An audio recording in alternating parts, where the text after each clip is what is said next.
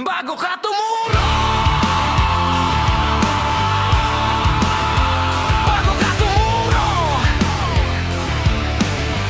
tingnan mo na ang sarili. Ang lakas mong magsalita, parang ikaw ang kawawa. Lahat may mali sa paningin mo, ikaw ang kawawa sa sarili mong kwento. Pero ikaw ito, uubod ng sama. Sa social media matapang, mahilig sa patama, mahilig sa parinig. Pero kapag tinanong ka ng diritsahan, biglang tikom ang bibig. Post dito, post doon, parang laging inaapi, pero hindi mo ba napapansin? Ikaw rin ang dahilan ng gulo lagi.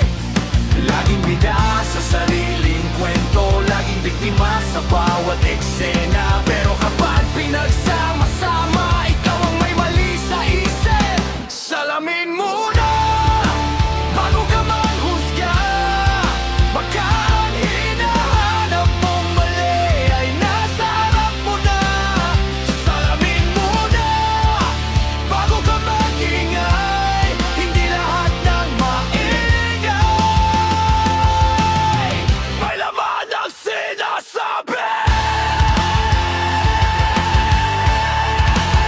Akala mo importante ka, na lahat dapat magbigay ng oras sa'yo. Pero anong naiambag mo? Bukod sa puro reklamo at panghuhusga.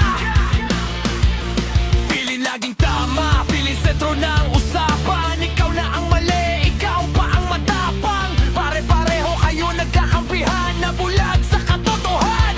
Hindi lahat ng maingay matalino, minsan kung sino pang maraming sinasabi. Siya pa ang bobo ng lipunan, magaling magturo lang alam. Dahil ang payusin ng sarili, madaling maghanap ng kasalanan. Mahirap aminin ang pagkukulang. Salamin muna bago ka manghusga.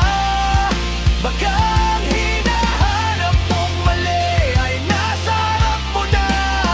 Salamin muna bago ka mag-ingay. Hindi lahat ng naingay may laman ang sinasabi.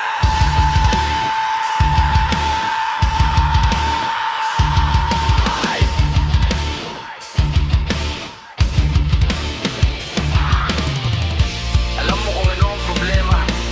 Hindi ang tao marunong tumanggap ng pagkakamali. Ang problema ay yung tao naniniwalang wala siyang pagkakamali. Habang abala siyang tumitingin sa iba, hindi niya napapansin siya mismo ang dahilan kung bakit walang nagbabago. Salamin muna bago ka manghusga. Lahat tayo may baho, lahat tayo may pagkukulang. Salamin muna bago ka